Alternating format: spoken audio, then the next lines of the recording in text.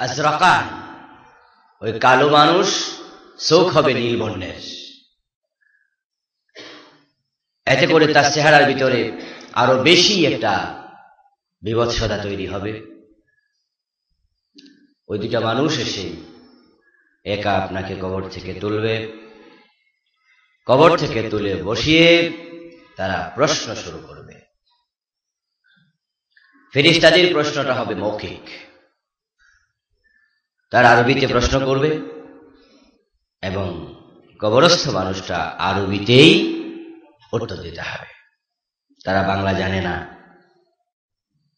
এই জন্য আপনি বাংলায় কোনো কথা বলতে পারবেন না, আপনাকে আরবিতে কথা বলতে হবে, আরবি বুঝতে হবে। এখন আপনারা যারা সাধারণ মানুষ আছেন, আরবি জানেন না, আরবি বোঝেন না, তাহলে তারা নিশ্চয়ই আল্লাহর রহমতের উপরে ভরসা করা লাগবে, ঠিক না? এছাড়া কোনো উপায় মোটেও নেই। কারণ আপনি তো আরবি বলতে অভ্যস্ত নন, আপনি তো আরবি জানেন না, বোঝেন না, কিন্তু প্রশ্নের উত্তর তো দিতে হবে, না দিলে তো বিপদ। তো তার আরবিতে প্রশ্ন করবে, আপনি আরবিতে উত্তর দিতে হবে। তাই আল্লাহর উপরে কতটা ভরসা রাখা দরকার। যেই সময় কেউ নাই তখন আল্লাহ থাকেন। মায়ের পেটে কেউ ছিল না, আপনার মাও খাবার সাপ্লাই দেয় নাই, যখন তার পেটে আপনি ছিলেন তখন আল্লাহ তাআলা নিজ দায়িত্বে আপনার আমার নাভি দিয়ে আল্লাহ তাআলা খাবারের ব্যবস্থা করেছেন। সুবহানাল্লাহ। মায়ের পেটে আমাদের বয়স যখন 4 মাস পার হয়ে গেল, তখনই আমরা জীবিত হয়ে গেছি। মায়ের পেটে আমরা নড়াচড়া শুরু করেছি। আর আপনারা জানেন, জীবিত মানুষের জন্য অক্সিজেন প্রয়োজন, জীবিত মানুষের জন্য খাবার প্রয়োজন। এ দুনিয়ার কোন মানুষ মায়ের পেটে অক্সিজেন সাপ্লাই দেওয়ার ক্ষমতা রাখে না, খাবার পাঠানোর ক্ষমতা রাখে না। এই জন্য 4 দেয়ালের ভিতরে মায়ের পেট, 4 দেয়ালের মতোই আপনি 4 দেয়ালে বন্দী। দরজা নাই, জানালা নাই, বাতাস যাওয়ার কোনো জায়গা নাই। ওখানে জীবিত থাকা যেমন কঠিন, মায়ের পেটও ততই কঠিন ছিল। কিন্তু আল্লাহ তাআলা আপনাকে আমাকে সেখানে জীবিত রেখেছেন, সুস্থ রেখেছেন। জ্বর হয় নাই, সর্দি হয় নাই, কাশি হয় নাই। দুনিয়াতে আসার 3 দিন পর থেকে দেখা যায় নিউমোনিয়া ধরে, দৌড়াদৌড়ি শুরু হয়ে যায়। আসার 5 মিনিট পরে অক্সিজেন নাই, তাড়াতাড়ি অক্সিজেনে লাইফ সাপোর্ট দেয়া লাগতেছে।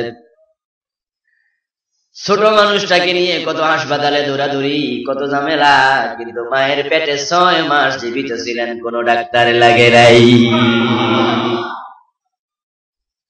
আল্লাহ নিজ দায়িত্বে খাবার সাপ্লাই দিয়েছেন, নিজ দায়িত্বে অক্সিজেন সাপ্লাই দিয়েছেন, যা লাগে তা তিনি দিয়েছেন।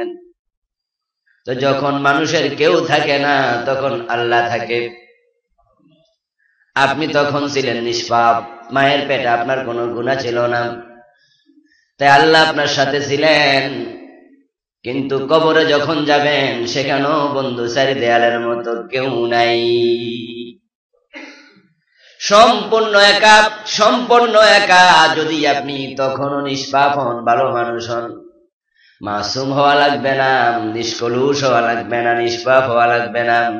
অর্থাৎ যদি আপনার পাপের চেয়ে নেকি বেশি হয়, আপনি কালেমা নিয়ে মরেন, মুমিন হয়ে মরতে পারেন, তো মায়ের পেটে দায়িত্ব নিয়েছেন যিনি, কবরের দায়িত্ব নিয়ে যাবেন তিনি।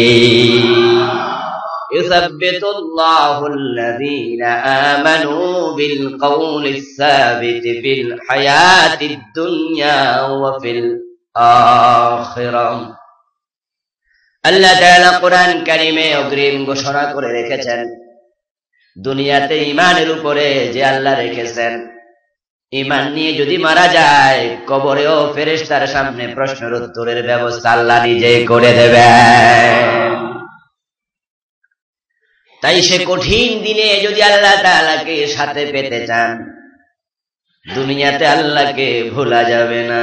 যখন তোমার কেউ ছিল না, তখন ছিলাম আমি। এখন তোমার সব হয়েছে, পর হইলাম আমি।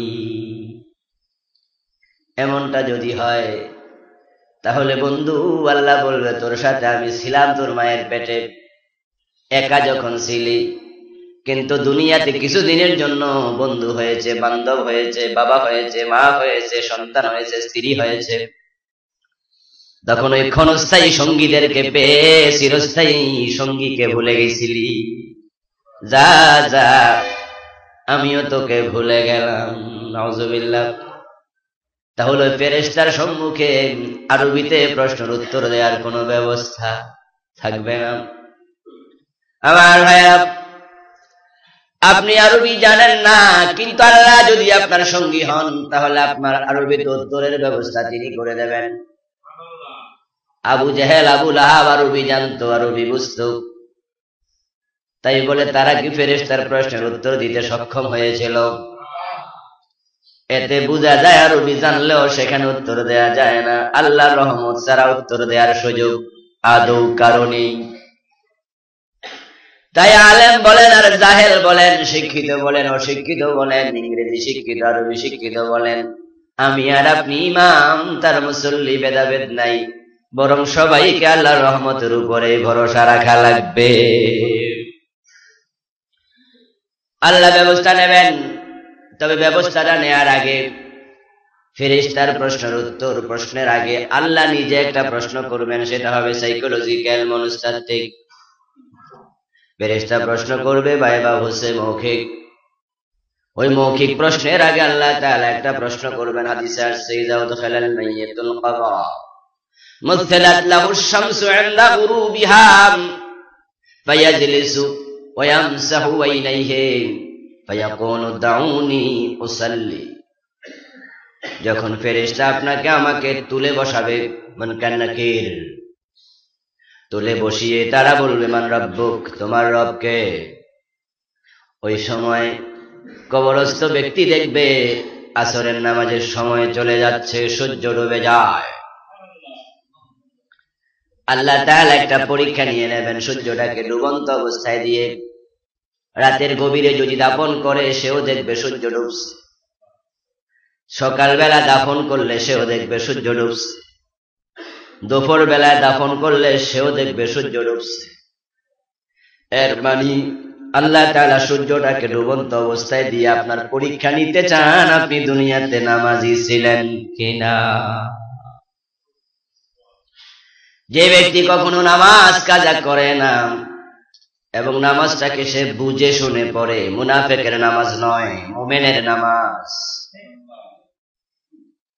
মুনাফিকরাও নামাজ পড়তো, ইযা কামু ইলাস সালাতি কামু কুসালা। মুনাফিকরা নামাজে আসতো, এইজন্য সব নামাজি কিয়ামতের দিন নামাজি হবে না, আল্লাহকে সিজদা করতে পারবে না, বরং তারা সিজদা করতে চাইবে ফায়াযহাবু আন ইয়াসজুদা ফায়াউদু যহরুহু তাবাকাম ওয়াহিদা। মুনাফিক নামাজি যারা, তারা আল্লাহ তাআলাকে সিজদা করতে চাইবে হাসরের দিন, কিন্তু পারবে না, তাদের মেরুদণ্ডের হাড্ডি সোজা হয়ে থাকবে।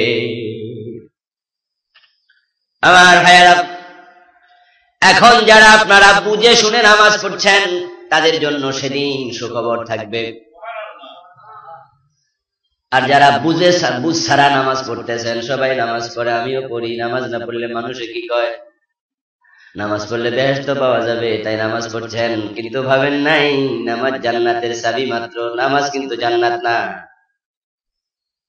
জান্নাত তৈরি করা লাগবে অন্যান্য ইবাদতের মাধ্যমে। আসসালাতু মিফতাহুল, নামাজ হলো জান্নাত নাকি জান্নাতের চাবি? চাবি আর জান্নাত কি এক জিনিস? চাবি আর এই ঘরটা কি এক জিনিস? এখন ভাই চাবি পাবেন কিন্তু জান্নাত পাবেন না, এর মানে হলো আল্লাহ তাআলা সব নামাজিকে জান্নাত দেবেন না। তাই তিনি কোরআনে বলেছেন ফাওয়াইলুল লিল মুসাল্লিন আল্লাযীনা হুম আন সালাতিহিম সাহুন আল্লাযীনা হুম ইউরাউনা ওয়া ইয়ামনাউনাল মাউন। আমি জানি না, আপনিও জানেন না, কে মানুষকে দেখাতে নামাজ পড়ে, কে আল্লাহর সন্তুষ্টির জন্য নামাজ পড়ে, এটা আমরা জানি না। কিন্তু আল্লাহ বলেছেন ওই সমস্ত নামাজের জন্য ওয়াইল দোজখ, আল্লাযীনা ইউরাউন, যারা মানুষ দেখাতে নামাজ পড়ে। আপনি নিশ্চিত থাকবেন যে লোকটা আল্লাহকে আল্লাহকে মেনে নিয়ে মানার জন্য নামাজ পড়ে, সে মসজিদে এসে যেমন আল্লাহর কাছে মাথা নত করে, মসজিদের বাহিরেও কোনদিন তার মাথা আর কারো কাছে নত করতে রাজি হবে না। সে মাথা উঁচু করে থাকবে। ফাঁসির রশি যদি ঝুলাইয়া রাখেন, হাসতে হাসতে ফাঁসির রশি বরণ করবে, তারপরেও সে তার এই কপাল নত করবে না। সে আত্মসমর্পণ করেছে কার কাছে? قل إن صلاتي ونسكي ومحياي ومماتي لله رب العالمين। যে তার জীবন মরণ সব আল্লাহর হাতে সঁপে দিয়েছে, সে তো আল্লাহ ছাড়া কারো কাছে মাথা নত করবে না। এই অনুভূতি কাজ করা লাগবে। মসজিদে এসে যখন আপনি আসেন, তখন কদম রাখা থেকে শুরু করে আবার বের হওয়ার কদম দেয়া পর্যন্ত, শুরুতে কোন পা, বের হতে কোন পা, এই যে লক্ষ্য করুন, ঢোকার সময় ডান পা দিলেন, নিজের মন মতো দিলেন না ইসলামের আইন মতো? যখন মসজিদে ঢুকলেন, তাকবীরে তাহরিমা বাঁধলেন নাকি আগে কেরাত শুরু করলেন? মন মতো না আইন মতো? আগে সিজদা না আগে রুকু? মন মতো না আইন মতো? এই যে আইন মানা শুরু হলো, কদম দেয়া থেকে কদম দিয়ে বের হওয়া পর্যন্ত সবটা আইন কার মেনেছেন? আকিমিস সালাতা লিযিকরি, আকিমিস সালাত ইন্নাস সালাতা তানহা আনিল ফাহশাই ওয়াল মুনকার। নামাজ ট্রেডিশনাল কোন ইবাদত নয়। সবার মতো করে আপনিও মাথা নত করবেন, আবার উঠবেন, আবার দাঁড়াবেন, কেরাত করবেন, এটার নাম নামাজ নয়। এটা হলো নামাজের দেহ। দেহ থাকলে চলবে, রূহ দরকার আছে না নাই? রূহটা হলো আল্লাহ তাআলা কোরআনে বলেছেন, আকিমিস সালাতা লিযিকরি। তুমি যে মাথা নত করছো, মাথা তুলছো, কিয়াম করছো, কুউদ করছো, তোমার এই সমস্ত কাজ হবে আমি আল্লাহকে জীবনের সব জায়গায় স্মরণ রাখার জন্য। মসজিদে যে আল্লাহর আইন মেনে কদম দিয়েছো, কদম বের করেছো, পুরাটা সময় যে আল্লাহর আইন মেনে চলেছো, মসজিদের বাহিরেও সে আল্লাহর আইন আছে না নাই? মানছো তো?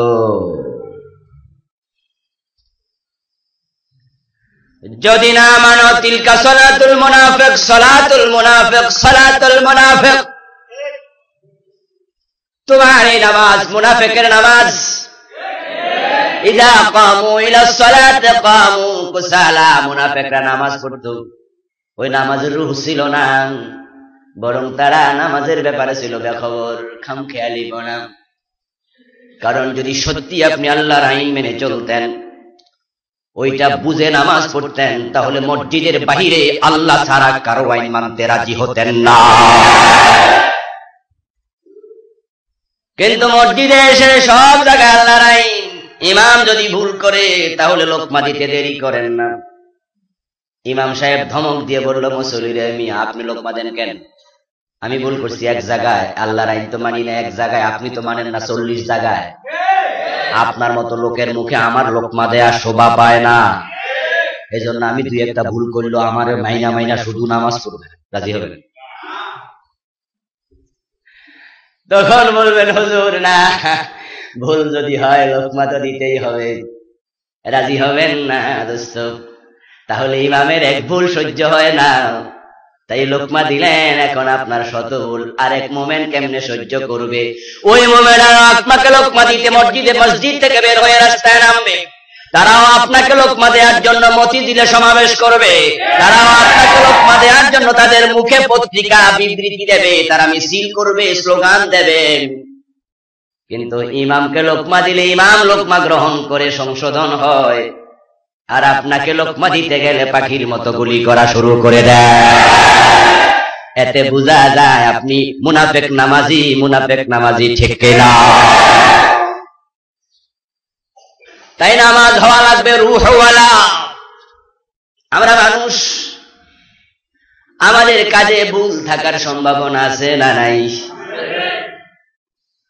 তা আপনার ভুল যদি হয় তাহলে ভুল সংশোধন করার জন্য যে আপনার কাছে যাবে, আপনি তো তাকে বন্ধু মনে করা দরকার, ঠিক না? যে সে আমার হিতাকাঙ্ক্ষী, আমার কল্যাণকামী। কিন্তু আপনি কোন সমালোচনায় সহ্য করবেন না, আপনার ভুলকে ভুল বলা যাবে না, আপনি যাই করেন তাই ঠিক। ছেড়ে দেন এসব, ছেড়ে দেন। বাংলাদেশের মানুষ খুব সচেতন, ঠিক না? কিছু নমুনা দেখা যাচ্ছে, ঠিক না? চান্স যখন পাবে এমন বিস্ফোরণ ঘটবে, দাদার বাড়ি তো পালানোর সময় পাওয়া যাবে না।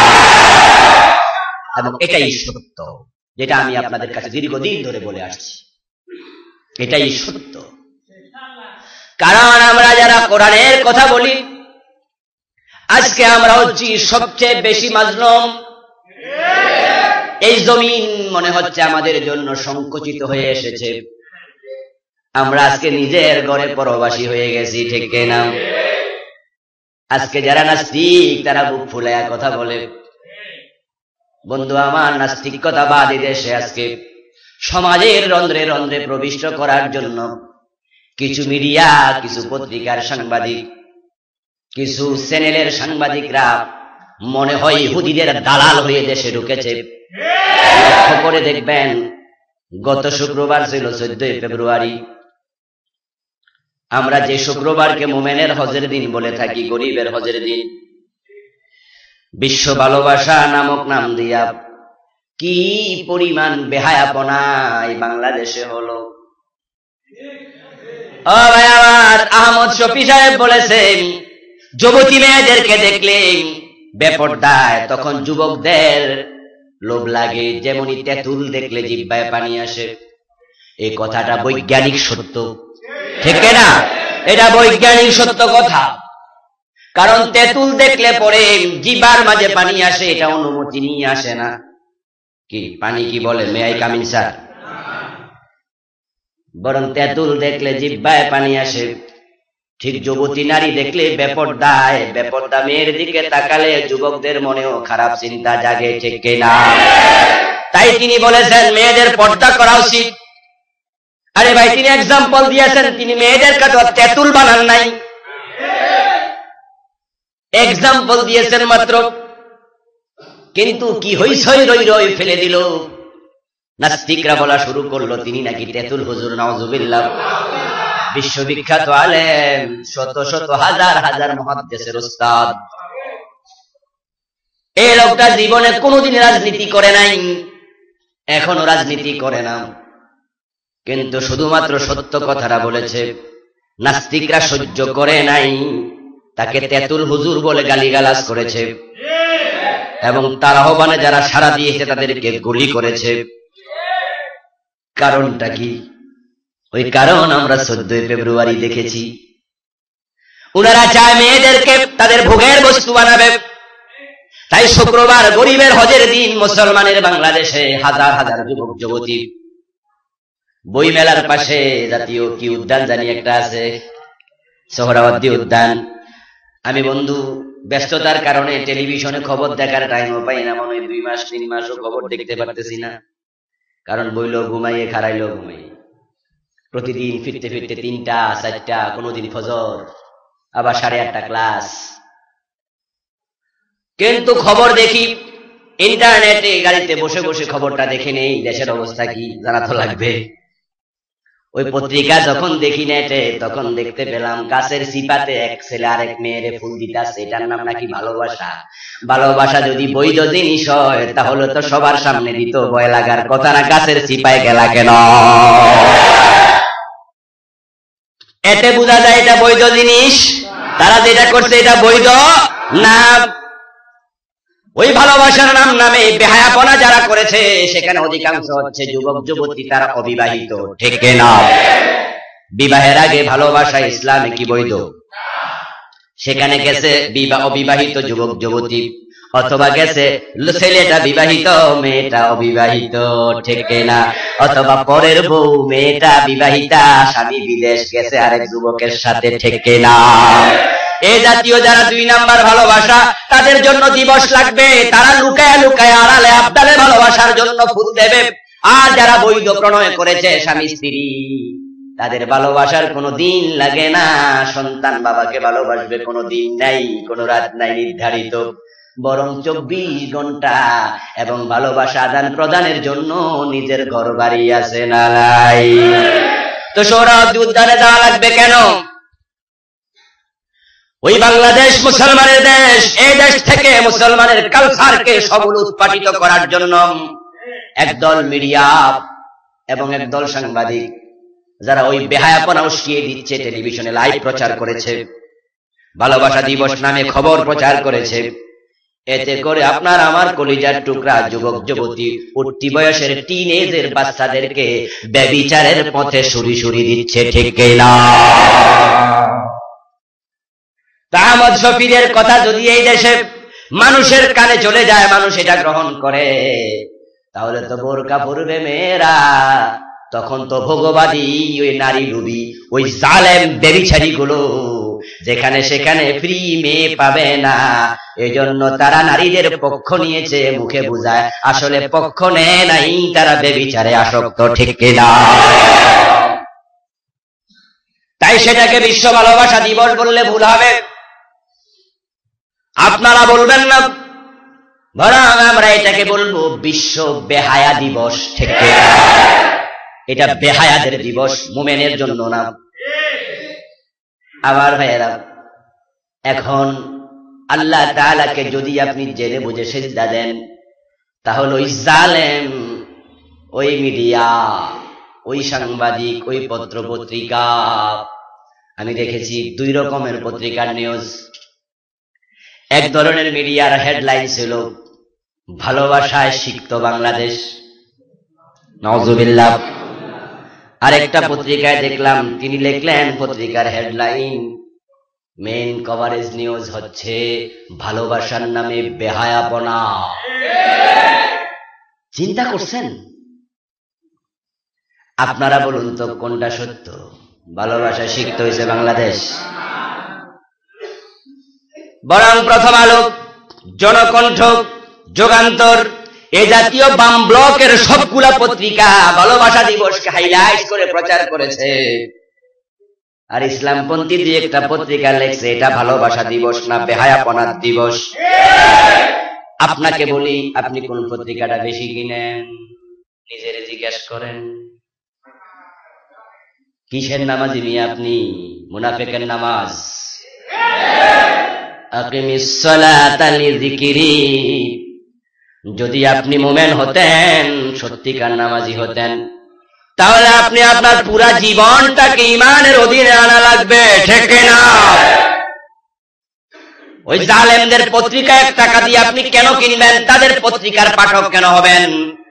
কারণ তার পত্রিকা 10 টাকা দিয়ে কেনা মানে হলো তাকে একটা পত্রিকা ছাপানোর কাজে সাহায্য করা। আর আপনার টাকাটা দিয়া তো সে এ জাতীয় ভালোবাসায় ছড়াইয়া দেবে। পরে দেখবেন কোনো একদিন আপনার পুতের বউ ঘরে নাই, আর এক বেড়ার সাথে পলাইছে।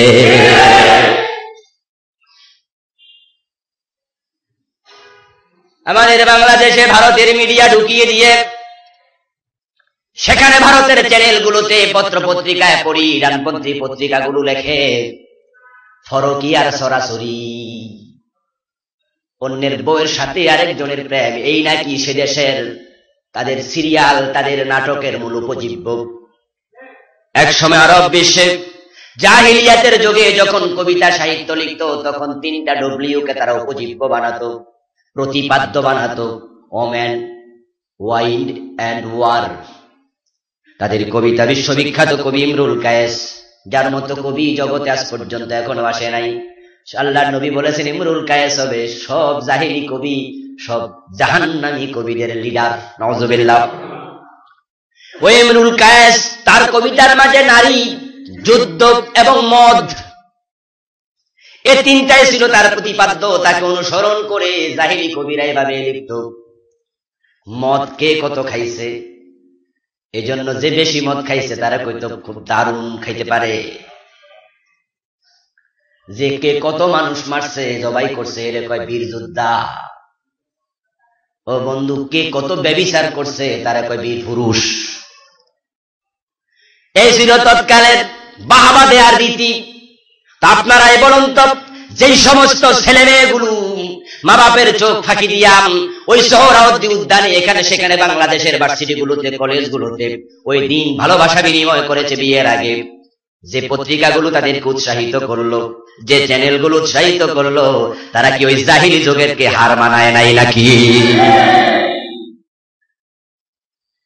এখন ভারতের চ্যানেলের প্রতিপাদ্য উপজীব্য হচ্ছে পরকীয়া, আর সে পরকীয়ার ছোঁয়া বাংলাদেশে ঢুকিয়ে দিচ্ছে।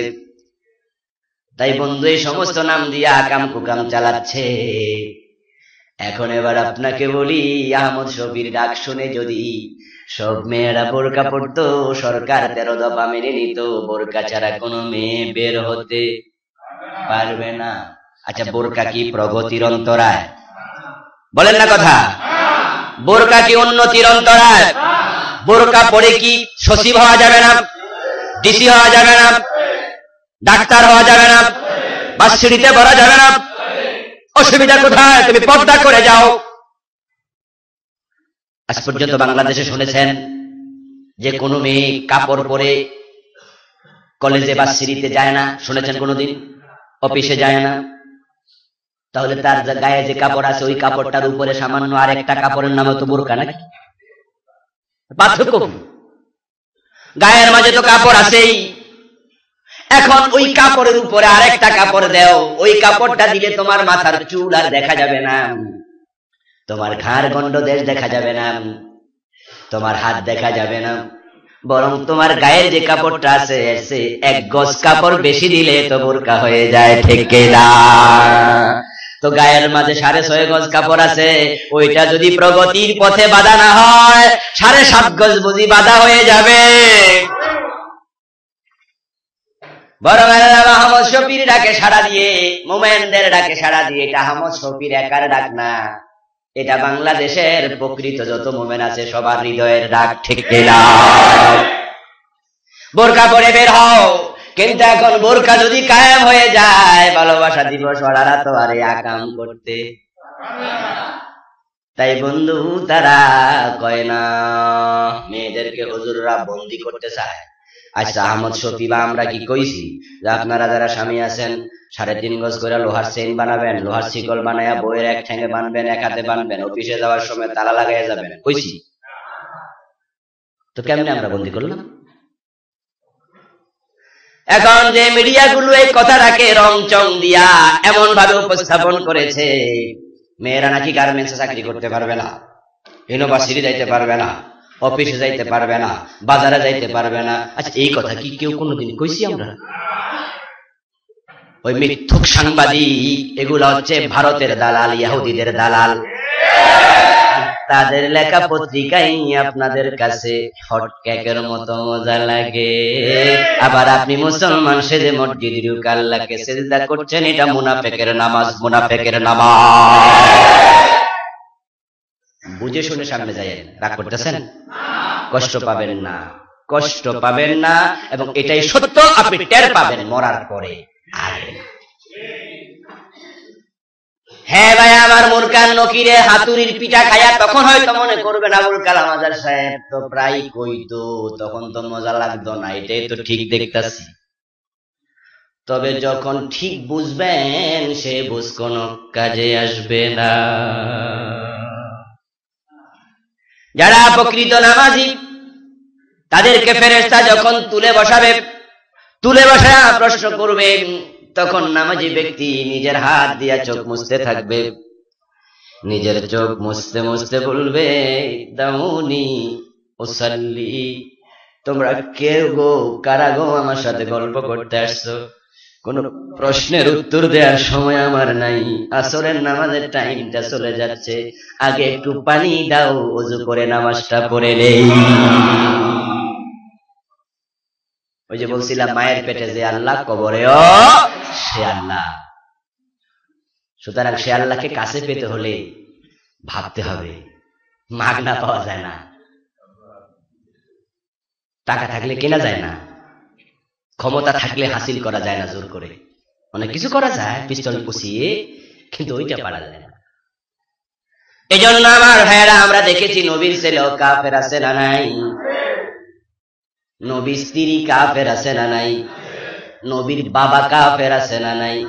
নবীর আপন চাচা কাফের আছে না নাই? তা আপনি মাগনা পাবেন কেমনে? আপনি নবীর কে?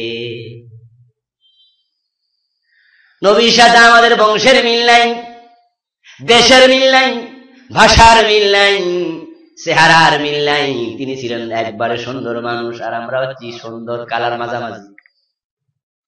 আমার ভাই, এত মিল থাকার পরে মাগনা আপনি নবীকে আপনার কবরে কেমনে চিনবেন? এই জন্য নবীর ছেলে হেদায়াত পায় নাই, কারণ সে নবীকে মানে নাই।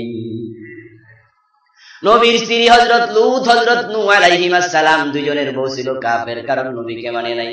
নবীর চাচা আবু তালেব কাফের, নবীকে মানে নাই।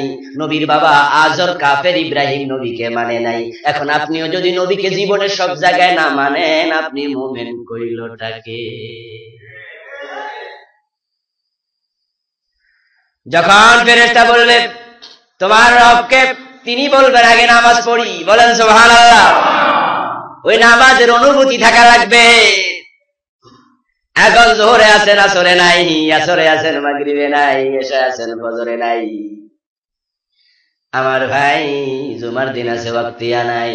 ঈদের দিন আছে, জুমার দিনও নাই। এমন মুসলমানও আছে না নাই? আল্লাহকে মানো, কয় জি। নামাজ পড়ো, কয় না। হে আল্লাহরে মানে আজি না। আল্লাহকে মানো, জি। রোজা রাখো, কয় না। কি মানো, কো বুঝি না। কি বুঝো না, কয়টাও বুঝি না। মানে কি যে বুঝে না সেটাও বুঝে না, জাহেলে মুরাক্কাব। এই জন্য ভাই আমার, আপনাকে আমাকে বুঝে শুনে সামনে যাওয়া লাগবে। মনে রাখবেন দোস্ত, যদি আপনি সেদিন সূর্য দেখে নামাজের কথা মনে করতে চান, আপনার মনে আল্লাহ নামাজের চিন্তাটা উদয় করে দেখ, তাহলে অবশ্যই আপনাকে দুনিয়ায় বুঝে শুনে নামাজ পড়া লাগবে, ঠিক কিনা? নামাজ পড়ো আমি আল্লাহকে মনে রাখার জন্য। সুতরাং নামাজে আসলে তাকবীরা তাহরিমা দিলে অনেক কিছু হারাম হয়ে যায়, হয় না? নামাজে দাঁড়ায় কথা বলা জায়েজ, হারাম। বাদাম খাওয়া জায়েজ, তবে পান খাওয়া জায়েজ। গালের ভিতরে যদি থাকে জায়েজ হবে? দেখেন লক্ষ্য করে, কত কিছু হারাম হয়ে যায়। আপনি এখান থেকে শিক্ষা নিয়ে মসজিদ থেকে বের হন।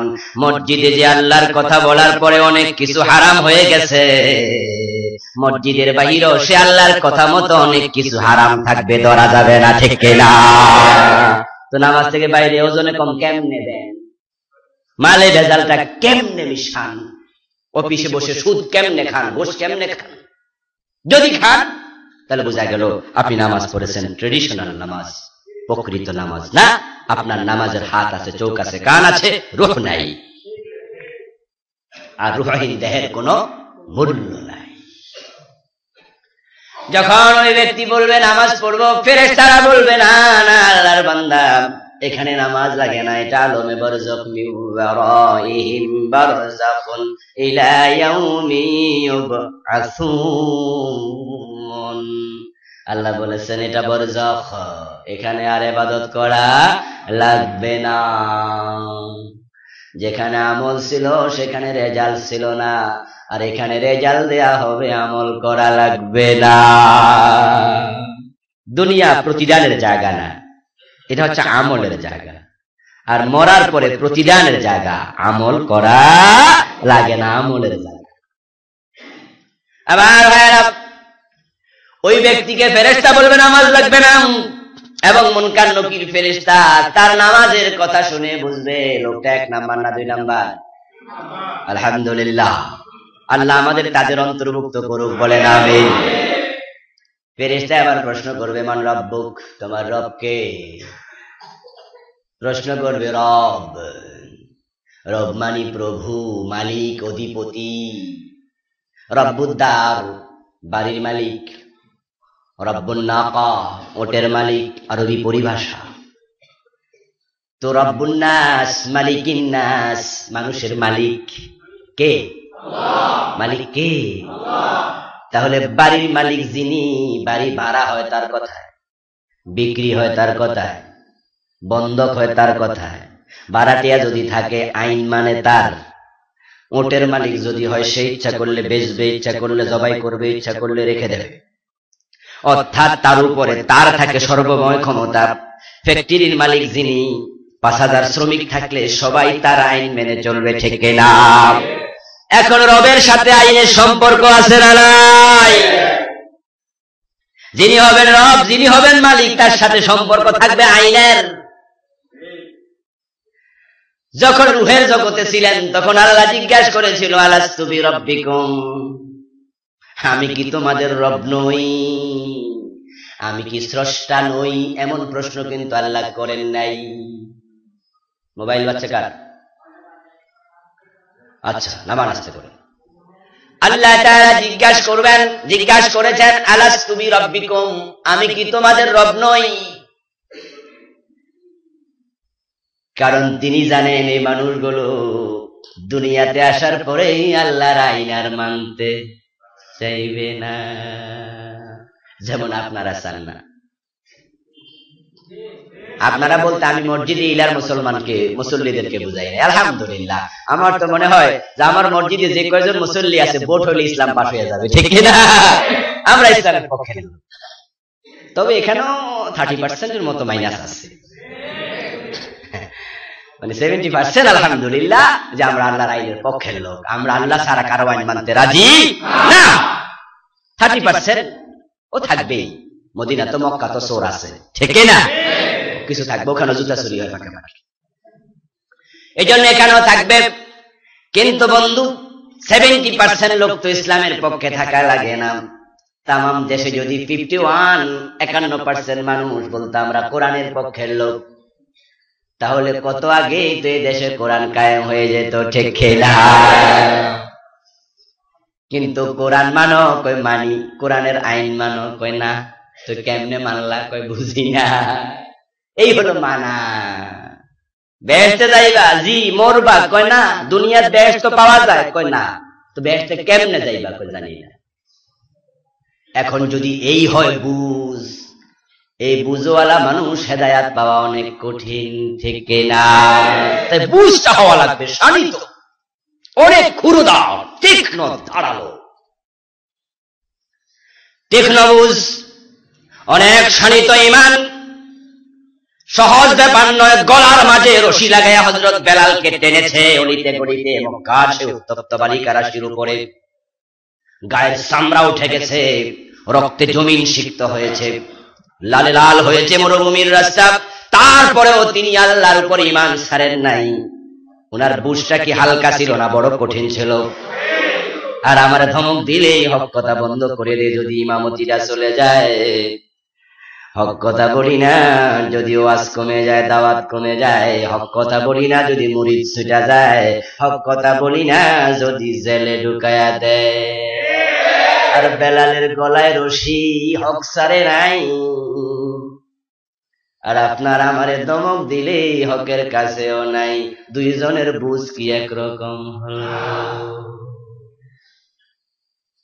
ওয়াজ করা সহজ, বাস্তবতা অনেক কঠিন, অনেক কঠিন। আলহামদুলিল্লাহ আমরা হতাশ নই, আমরা হতাশ নই। এই জন্যই হতাশ নই যে আজকের যে দুর্দিন যাচ্ছে বাংলাদেশ ইসলামের, এমন দুর্দিন মনে হয় আর কখনো যায় নাই, ঠিক না? যে যেখানে মনে হচ্ছে আমরা যারা ইসলাম মানি আমরা বৈরী পরিবেশে আছি। মনে হয় এটা ভারতের অঙ্গরাজ্য আরো খারাপ, কারণ ভারতের লোকেরা ওপেন নামাজ পড়তে পারছে, ইসলামের কথা বলতে পারছে, হক কথা বলতে পারছে। ভারতের মতো দেশে জাকের নায়েক হিন্দু ধর্মের বিরুদ্ধে যুক্তিভিত্তিক কথা বলছে, ঠিক না? ভারতের মতো দেশে জাকের নায়েক বলছে মূর্তি পূজা জায়েজ নাই, মূর্তি পূজা বেদে নাই, গীতায় নাই, মহাভারতে নাই, রামায়ণে নাই, উপনিষদে নাই। মূর্তি পূজা কেন করো? আল্লাহকে ইবাদত করো। হিন্দুদের বিরুদ্ধে, তাদের মূর্তির বিরুদ্ধে যৌক্তিক ভাবে ভারতে সমালোচনা করা যায়, কিন্তু বাংলাদেশে তাও যায় না, ঠিক না? ওই কঠিন সময়ও আমি দেখতে পাচ্ছি বন্ধু, এখানে কঠিন লোহার ভিতরে থেকেও তো পানি বের হয়। কিছু কিছু পাথর আছে যে পাথর কাঁদে, ঠিক না? পাহাড় থেকে পানি আসে, তারপরে হ্রদের তৈরি হয়, ঝর্ণা আসে, ঝর্ণার পানি কোত্থেকে বের হয়। সুবহানাল্লাহ, সুবহানাল্লাহ। আপনারা ঝর্ণায় উঠেছেন কিনা জানি না, আমি গিয়েছিলাম আপনার একবারে ওই বাংলাদেশের কি কয় পার্বত্য এলাকা, বিশাল উঁচু পাহাড়, পানি পড়ছে। আমি কয়েকজনকে সাথে নিয়ে অনেক কষ্ট করে উঠেছি যে দেখবো ঝর্ণাটা আসে কোত্থেকে। অনেক দূর ঘুরে তারপরে গেলাম, কিন্তু কোত্থেকে আসে খুঁজে পাইলাম না। এর মানে যত হাঁড়ি ততই পানি দিয়ে আইতে আছে, কই যাবো আল্লাহ জানে। পরে অনেক দূর জায়গায় পথ হারাই ফেললে তো আবার মুসিবত হয়ে যাবে। তখন ফিরে চলে আসলাম। ওই পাহাড়ে পাথর আর পাথর, অর্থাৎ মাটিগুলো হয়ে গেছে পাথরের মতো শক্ত। ওই শক্ত পাথরের মতো মাটির ভিতর থেকে পানি বের হচ্ছে। ঠিক বাংলাদেশও ইসলামের অবস্থা আজকে পাথরের মতো করে দেওয়ার চেষ্টা চলছে, কিন্তু আমরা দেখতে পাচ্ছি ওই পাথরের মতো অবস্থা থেকেও ইসলামের নূর খানিক খানিক মাঝে জ্বলে ওঠে, ঠিক না? এটাই প্রমাণ করে এই দেশ থেকে ইসলাম নির্মূল করার চেষ্টা যারা করছে তারা সফল হবে না মোটেও। তবে আমি নিশ্চিত তারাই নির্মূল হবে ইনশাআল্লাহ। কারণ বেলালের উত্তরসূরি বাংলাদেশে আমরা দেখে ফেলেছি। আফগানিস্তানে যুদ্ধ যখন হয়েছে, রাশিয়ার সরকার রাশিয়ার বিরুদ্ধে, ওই যুদ্ধে একজন বাংলাদেশি মুজাহিদ অংশ নিয়েছিলেন। তিনি এসে যুদ্ধের পরে যখন রাশিয়া পরাজিত হয়ে চলে গেল, দেশে মুজাহিদরা ফিরে গেল, এসে তিনি বই লিখেছেন, আফগানিস্তানে আমি আল্লাহকে দেখেছি। এই জাতীয় বই কি আপনাদের কারো চোখে পড়ছে কোনোদিন? মাশাআল্লাহ, কয়েকজন, এই যে ভাই পড়ছে, এই ভাই পড়ছে, আলহামদুলিল্লাহ। ওই যে আরেকজন, হ্যাঁ আল্লাহ, তাহলে আমার কথা সত্যায়ন পাইলাম, আল্লাহ সারাইছে। আমার ভাইরা, আফগানিস্তান আমি আল্লাহকে দেখেছি এর মানে হচ্ছে চর্ম চোখে দেখা নয়, বরং তিনি এমন ভাবে সেখানে সাহায্য দেখেছেন যেমন বদরের যুদ্ধে আল্লাহ সাহায্য করেছেন, ঠিক না? না হয় রাশিয়ার মতো এত বড় বৃহৎ শক্তিশালী একটি দেশের সাথে বসনিয়া সেসনিয়ার মতো ছোট ছোট দেশ কিভাবে টিকে থাকে আল্লাহর সাহায্যের থাকে। তাদেরই থেকে যারা খুবাইবের উত্তরসূরি, খব্বাবের উত্তরসূরি, এটা সহজ ব্যাপার না। এটাই হচ্ছে ঈমান, শানিত বুঝ, শানিত ঈমান, পুরোদার ঈমান। হযরত খুবাইবকে রাদিয়াল্লাহু তাআলা আনহু যখন শুলে চড়াচ্ছে, শুলে চড়ার আগ দিয়ে ওনার হাত কেটে ফেলেছে, হাত এভাবে হাত কেটে ফেলেছে, কোপ দিয়া পা কেটে ফেলেছে, ঝরঝর করে রক্ত ঝরছে।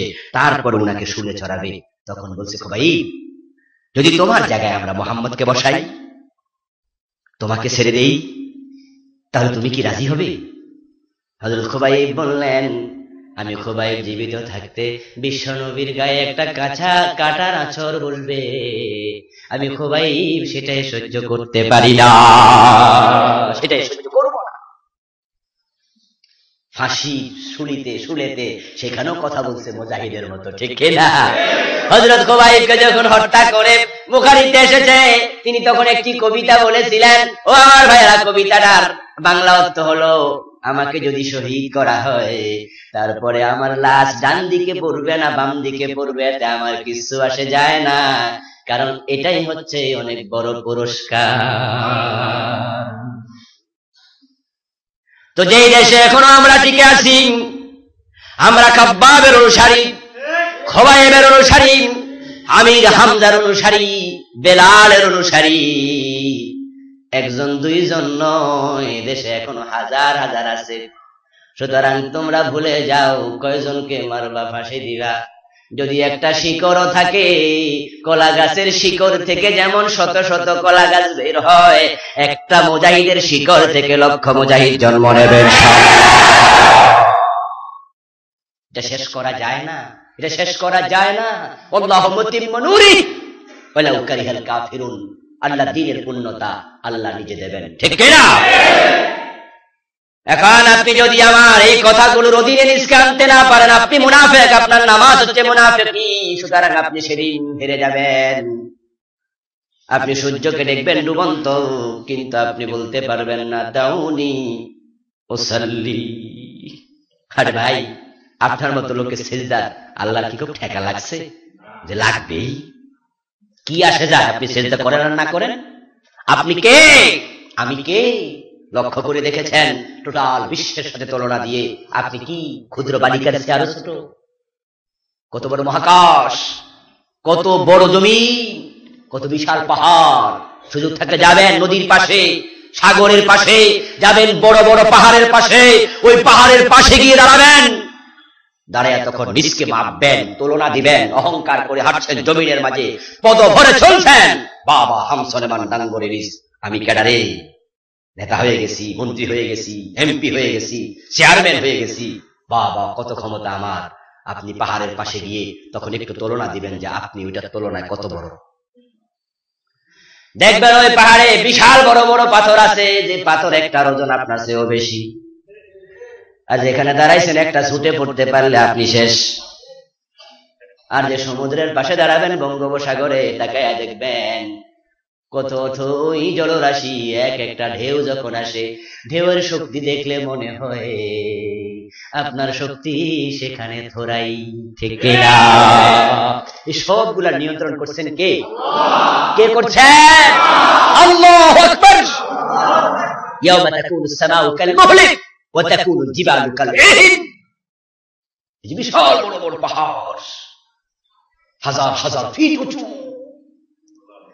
আল্লাহ তাআলা কোরআনে বলেন, আমি আল্লাহর একটা আদেশে এই সবগুলা পাহাড় ধ্বনিত তুলার মতো বাতাসের মধ্যে উঠতে থাকবে। কি মহান তিনি! তো ওই বড় খোদাকে আপনি মুনাফিকের সেজদা দিয়া কেমনে খুশি করবেন? বরং তার কাছে জীবন মরণ সব সেপে দিয়ে সেজদা দেন। তাহলে বন্ধু রব আপনার পক্ষে থাকবেন, বিপদের দিনে তিনি সঙ্গী হবেন, ঠিক না? আল্লাহ তাআলার বান্দাকে প্রশ্ন করবে, তোমার রবকে? যে ঠিকই আল্লাহকে রব মেনেছে, জীবনে আল্লাহর কথার বাইরে চলতে সিদ্ধান্ত নিয়েছে, রাজি না, কিন্তু চলতে পারে না পরিবেশগত কারণে। আমিও পারি না, আপনিও পারেন না। চোর ধরা পড়ে হাত কাটবেন, অধিকার আপনার নাই, এটা রাষ্ট্রের কাজ। ডান পাশে গাড়ি চালায়া ঢাকা যাবেন, পারবেন না, মানুষ অ্যাক্সিডেন্ট করে মরে যাবে, রাষ্ট্র দেয় না আপনাকে অধিকার। কিন্তু বন্ধু আপনার মনটা তো আল্লাহর। যদি ওই রাষ্ট্রের দায়িত্বশীল পদে, মন্ত্রীর পদে, প্রধানমন্ত্রীর পদে আপনাকে বসাতো, আমাকে বসাতো, তাহলে বন্ধু আল্লাহর জমিনে কোরআনের আইন কায়েম করার, আইন পাশ করায়া তারপরে ঘুমাতে যেতাম, এর আগে ঘুমাতাম না। 3 দিন লাগুক, 5 দিন লাগুক, এটা আগে সিস্টেম করো, তারপরে খাবার হবে, ঘুম হবে। যদি ঘুম আসে বসে বসে ঘুমাবো, খাবার প্রয়োজনে দাঁড়ায় দাঁড়ায় খাবো, ওই কাজটাকে পাশ পায়ে রুটি দিতে হবে।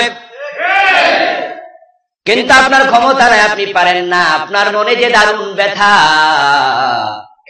কেউ না জানুক, মনের মালিক তো জানেন, ঠিক না? আর যে ব্যক্তি আল্লাহর কাছে ওই কলবে সালিম নিয়ে হাজির হবে, ওই কবরে আল্লাহ তার দায়িত্ব নিয়ে নেবেন। ফায়াকুলুল মুমিনু রাব্বি আল্লাহ, মুমিন বলে দেবে আল্লাহ আমার রব। সুবহানাল্লাহ। আরবি শিখে যাওয়া লাগবে না, শিখে যাওয়া লাগবে না। আল্লাহ বলেছেন, ইসাব্বিতুল্লাহুল্লাযীনা আমানু বিল কওলি সাবিতি ফিল হায়াতিদ দুনিয়া ওয়া ফিল আখিরাহ। যে আল্লাহ তোমাকে দুনিয়া ঈমানের উপর রেখেছেন। দুনিয়া ঈমানের উপরে থাকা কি সোজা? হ্যাঁ, ঈমানের উপরে আছেন তো। কয়জন আছেন? পুলিশ দৌড়ানি মানলে বোঝা যাবে, 5টা মামলা হলে বোঝা যাবে, এরেস্ট করে নিয়ে 3 দিনে রিমান্ডে দিলে বোঝা যাবে এরপরে সত্যি ঈমানের উপরে আছেন কিনা। এমনি থাকা খুব সহজ।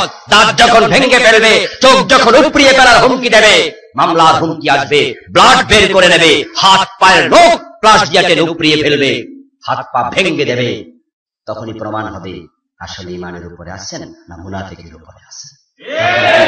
গোপনে বললেন, স্যার ছাইরা দেন, এই কামে আর জীবনে যাইতাম না, কইয়া গেলাম।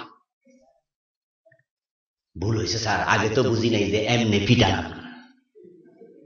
হুজুর ওয়াজ করছে তাই ভাবে ভাবে ও চলে আইছি হুজুরদের সাথে, কিন্তু এখানে আইলে যে এইভাবে পিটা, এটা জানলে কি আর হুজুরের কথা শুনতাম? এত সোজা না। বরং আপনি ঈমানের পথে থাকবেন। আল্লাহু আকবার, আল্লাহু আকবার। মাত্র বিশ্বনবী খন্দকের যুদ্ধ থেকে ফিরে আসলেন, যুদ্ধের পোশাক খুললেন, জিবরিল আমিন এসে বলছেন, ইয়া রাসূলুল্লাহ, যুদ্ধ কি শেষ? বিশ্বনবী বলে, হ্যাঁ। বলে, না, যুদ্ধের পোশাক আপনারা খুলেছেন, আমরা ফেরেশতারা এখনো খুলি নাই। খন্দকের যুদ্ধে যে বিশাল ঝড় তুফান আসছিল, ওই ঝড় তুফান এসে দীর্ঘ 20-22 দিন পরে কাফেরদেরকে খন্দকের ওই পার থেকে তাড়িয়ে দিয়েছিল। এই ঝড় তুফান কি মুসলমানরা তৈরি করছে? না, আল্লাহ ফেরেশতা দিয়ে তৈরি করেছে। তাই জিবরিল আমিনের গায়ের মাঝে ধুলাবালি দেখা যাচ্ছে। আল্লাহর নবীকে জিবরিল আমিন বলে, যুদ্ধের পোশাক আমি এখনো খুলি নাই। এর মানে যুদ্ধ এখনো বাকি আছে, তবে সেটা হবে বনু কুরাইজার সাথে। আমার ভাইয়েরা, আল্লাহর নবী তৎক্ষণাৎ ঘোষণা দিল, আলী কোথায়? তখন তো আর পত্রিকা ছিল না, মিডিয়া ছিল না, মোবাইল ছিল না। হযরত আলীকে ডাকলেন, আলী আসো, ঘোষণা দিয়ে দাও সব মুমিন যেন আসরের নামাজটা বনু কুরাইজায় গিয়ে পড়ে। মদিনা থেকে 6 মাইল দূরে বনু কুরাইজা, বর্তমানে 6 মাইল মানে 9 কিলোমিটারের মতো। অতটুকু পথ হেঁটে যাওয়া লাগবে।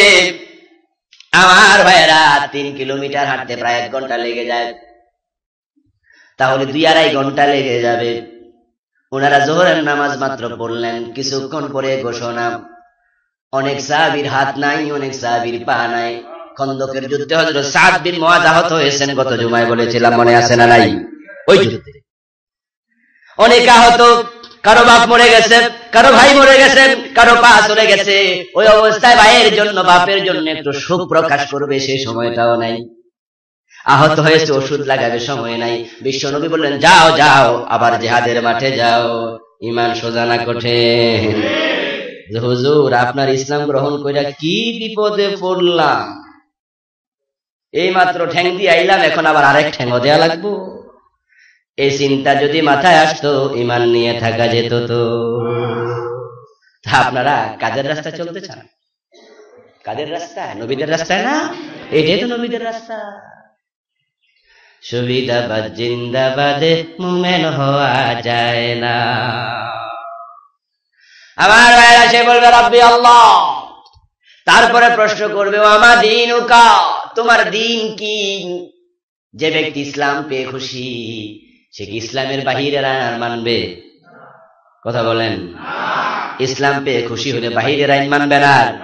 ইসলামের আইন যথেষ্ট। ইসলামের আইন যথেষ্ট হলে দেশটা মুসলমানের, আইন কি ইসলামের? একটা জেলার নাম বলেন, যে জেলায় আজান হলে দোকান বন্ধ হয়, মদ খাইলে 80 বেত লাগায়, চোর ধরে হাত কাটে, ডান পাশে গাড়ি চলে, তো সব জেলায় মুসলমান আছে না নাই? ইসলামটা আছে কই? ইসলাম পাইয়া খুশি হয়েছেন, কইছে ডাকেটা ধোঁকাবাজ। এগুলা হচ্ছে সব আত্মপ্রবঞ্চনা। ইউখাদিউনাল্লাহা ওয়াল্লাযীনা আমানু ওয়া মা ইয়াখদাউনা ইল্লা আনফুসাহুম ওয়া হুম লা ইয়াশউরুন।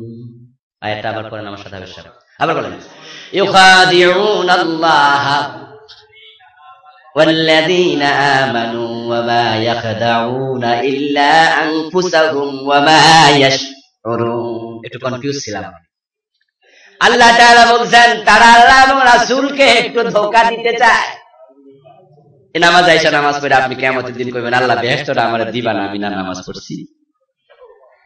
বুঝেন নাই কথা? আল্লাহর আপনি কি একটা সুন্দর করে একটা ধোঁকা টোকা দিয়া, যে হ্যাঁ আপনার পক্ষে তো ছিলাম, আল্লাহ নামাজ পড়ছি, টুপি মাথায় দিয়েছি, দাড়ি রাখছি, এখন বেহেশতটা আপনি কারে দিবেন আমারে না দিয়া? একটু মায়াটা লাগে না, দিয়ে দেন। ভাবটা এমন যে আল্লাহর মনে বুঝ দিয়া চলে যাবে। ছোট বাচ্চার হাতে চকলেট দিয়া 500 টাকার নোট নেওয়া খুব সোজা, ঠিক না? আরে ছোট বাচ্চার হাতে 500 টাকার নোট থাকলে আপনি একটা চকলেট 25 টাকা দিয়ে কিনা বলেন, হ্যাঁ বেটা দেখছো, বাচ্চা কো জিব্বা বাইর করে আমার দেন, তুমি কবে নোট দাও, নেন মিয়া, এই কাগজের কি দাম, চকলেটের দাম বেশি, ঠিক না? হেরে ধোকা দেয়া যায়। কিন্তু যার বয়স 15 বছর, ওরে চকলেট 13টা দিল, ঘুষি মেরে নাক ফাটাইয়া দিবে, ঠিক না? বলবে মিয়া 500 টাকার নোট পেতাইছো। এটাই বাস্তবতা। যার বুঝ যত শানিত, তাকে ধোকা দেয়া তত কঠিন, ঠিক না? এখন বলুন তো, আল্লাহ তাআলার বুঝ কেমন? কল্পনা করা যায়?